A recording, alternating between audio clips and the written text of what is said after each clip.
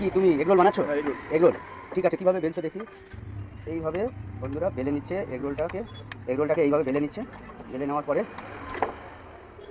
তাওয়াতে দিয়ে দিল। তো বন্ধু তেল দিয়ে নিল, দেওয়ার পরে পরোটাকে ফ্রাই করছে। ফ্রাই করার পরে এর মধ্যে দিয়ে দেবে ডিম।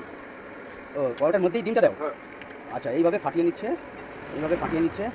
ফাটিয়ে নেওয়ার পরে পিছনটা রোল ফ্রাই হচ্ছে, তাই তো? হ্যাঁ। উপরে ডিম এইভাবে নিয়ে, আরে বাপ রে বাপ, কি সুন্দর কালার হয়েছে।